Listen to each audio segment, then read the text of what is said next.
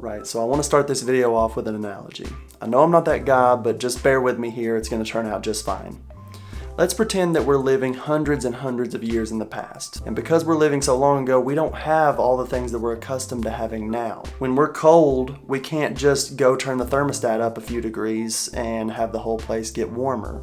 When it's dark outside, we can't just go flip a light switch and have the entire area light up.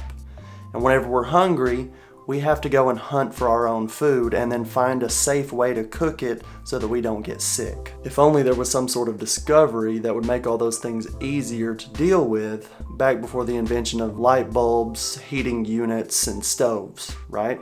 Now, if you thought of the invention of fire, then congratulations, Dora, you're right on the money. The discovery of fire has certainly made many facets of life much easier to deal with and has proven to be incredibly useful. But what happens when we don't take the proper precautions and that fire starts to get out of control? Fire is incredibly hard to contain once it starts to get out of hand, and it can destroy everything in its path. Once it starts growing, it just continues to grow and grow, consuming the things around it until we only have dust and ashes left behind. So if you were alive around the time that fire was discovered and somebody gave you all that information and just said, "Good luck, hope you don't burn down the neighborhood," would you be nervous at all? Now, what's funny here is that's kind of what credit card companies do.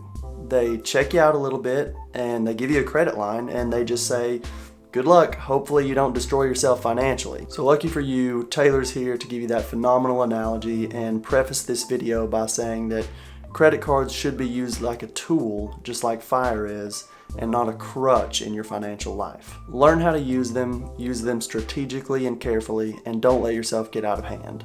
Because especially when we're young, it's easy to see a big credit line that we have access to and think that there's not going to be any problems if we just swipe away at the store. People seem to swipe their credit cards without really considering the consequences a lot of times. And if you overspend and you don't have the cash reserves on hand to pay that off immediately, it can really hurt you financially. And if it gets way out of hand, then it's almost impossible to come back from. So let's talk first about how we can make sure that we don't fall into that trap. I personally believe that the fix comes in switching your way of thinking. If all we're used to seeing is a number in our bank account that we know that we can spend if we really need to or want to, then it's easy to feel the same way about seeing a credit line on your credit card statement. But that is wrong. The best way to think about a credit card is simply as a conduit between merchants and your money. If you have $2,000 in your bank account, but you've got a $5,000 credit line on your credit card, then really you should not see $5,000 at all. You should pretend as if the credit line is only $2,000, because that's all you have readily available to pay it off. Thinking about your credit cards in this way will save you a lot of money and headaches if you happen to overspend and then you wind up in an interest situation where you didn't have the money to pay off your credit card, and then you start getting slapped with interest payments on top of the balance that you already couldn't pay off. If you get yourself into a situation like that, typical credit cards will have such a high interest rate that it's really, really hard to climb your way out of it if the balance gets too high. It really becomes a nasty loop to get yourself out of. A wise man once said, "If you start out behind the 8 ball, you're never going to get in front." Gosh, my friends are going to hate me for making that joke. Now, I'm sure some of you are thinking by now, "Well, Taylor, if it's that dangerous, why would I even use a credit card in the first place?"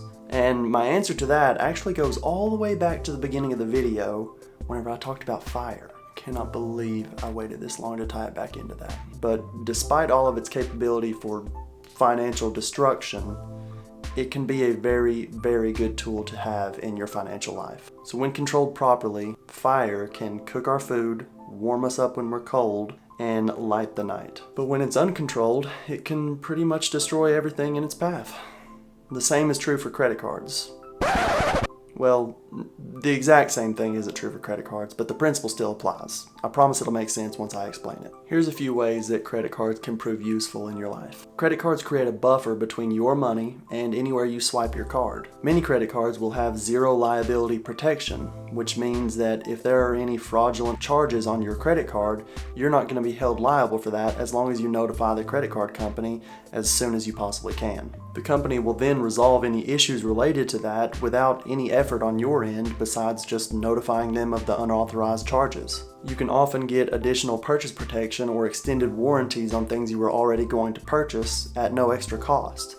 I know that one of my credit cards gives me the extended insurance on auto rentals. They add in the auto rental insurance just as a value add-on with no cost to me, just because I use that card to pay for it. And my personal favorite is that you can just rack up a bunch of points and cash back just from swiping a credit card instead of a debit card. Imagine getting a 2 to 5% discount on everything you've ever bought. And if you just save up all these points, you eventually just feel like you have free money sitting on the credit card that you can use for a rainy day if you want to. That's what I personally do. I just save up a bunch of points for a rainy day type of fund outside of booking some travel through Chase whenever it makes sense to do so. All in all, credit cards can be a great financial tool to use every day. That's so long as you keep a close watch on what you're spending, you don't use a credit card to buy something that you wouldn't buy if you had to shell out the cold hard cash for, and you pay off your balance in full at the end of every month. So to make your credit card journey a little bit easier, I'm going to list a few of the credit cards that I think are the best for somebody just starting out. And just to be clear, what you're looking for in a beginner type of credit card, at least in my opinion, is one that is not going to have any fees, so no annual fee. Based on your credit score, you're going to be able to get approved for it. It's going to have a great reward structure, and ideally it would have a good intro bonus. So I've said it before on this channel, but the easiest type of credit card to get approved for is known as a secured card. These are the cards that require you to make a deposit. Basically you say, hey credit card company, here's $500, now give me a $500 credit line and I can use the credit card and build my credit score. So the card that I would recommend in that category is the US Bank Cash Plus Visa Secured Card. It gives you 5% cash back on the first $2,000 in combined eligible purchases each quarter in 2 categories that you choose. 2% cash back on eligible purchases in your choice of one everyday type of category. That would be things like gas stations or grocery stores and restaurants. And then 1% cash back on everything else. There's no annual fee, and it even lets you choose what your due date is going to be to make your payments. The one drawback of this credit card is that it does have a foreign transaction fee, but to be honest, I've never even worried about that because I don't really go out of the country. Now, once you get out of secured cards and into the actual credit cards that don't require you to make a deposit, a great one to start out with would be the Wells Fargo Active Cash Card. This card has a very simple structure. It's got 0 annual fee and you just earn 2% cash back on all of your purchases. They also have an intro bonus right now where you get $200 of cash back after you've spent $1,000 in purchases in the first 3 months. They also have some oddball additional card features like cell phone protection where you can get up to $600 of protection against damage on your phone as long as you pay your phone bill with the card, and just things like that. Another great card that you can use, and it's one that I personally use a whole lot, is the Capital One Saver One Rewards card. The card earns an unlimited 3% cash back on dining, entertainment, select streaming services, and grocery stores, has 0 annual fee, and it even lets you earn 5% cash back on hotels and rental cars as long as you book it through the Capital One travel portal.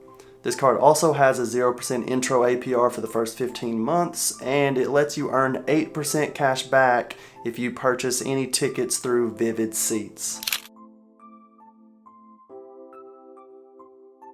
One of the fan favorites that always has and always will be a favorite of mine is the Chase Freedom Unlimited card, where the minimum percentage cash back that you're going to get is going to be 1.5%, and it does have some heightened categories. This card is going to give you 1.5% back on all purchases outside of things like drugstores, dining, and eligible delivery services, in which you're going to get 3% cash back on both of those, and then 5% cash back on any travel that you book through Chase Ultimate Rewards.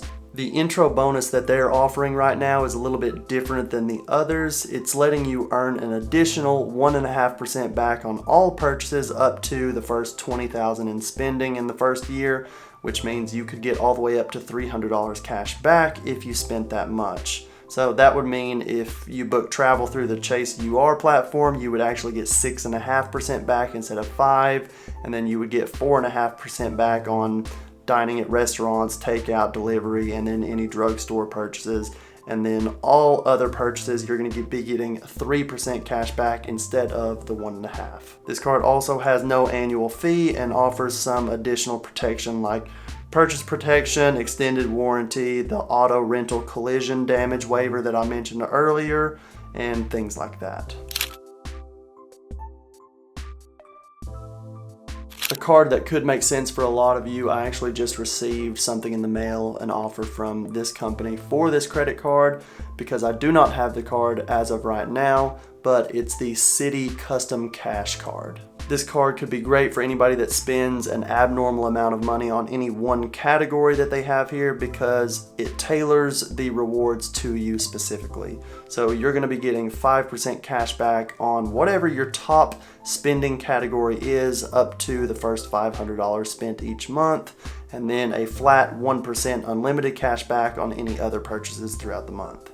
Those categories that are eligible are restaurants, gas stations, grocery stores, select travel, transit, select streaming services, drugstores, home improvement stores, fitness clubs, and live entertainment. So if you find yourself spending an abnormal amount of money in any one of those categories that isn't picked up by any other credit card that you have, this could be a good fit for you. The card also has no annual fee, and they're currently offering a $200 intro bonus after spending $750 in the first 3 months of account opening.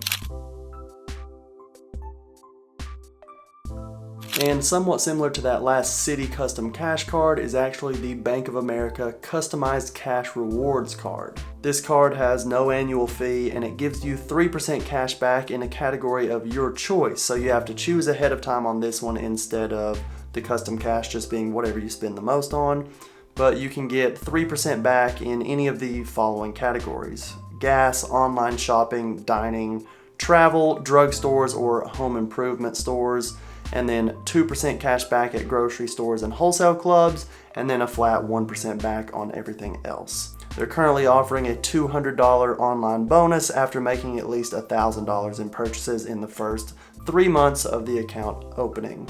So that's my list of some of the best cards that are available for any beginners out there. So hopefully that helps some of you that might just be getting their feet wet in the personal finance and credit card space. Be sure to like this video and subscribe if you found value in this video, and let me know down in the comments what your go-to credit card is.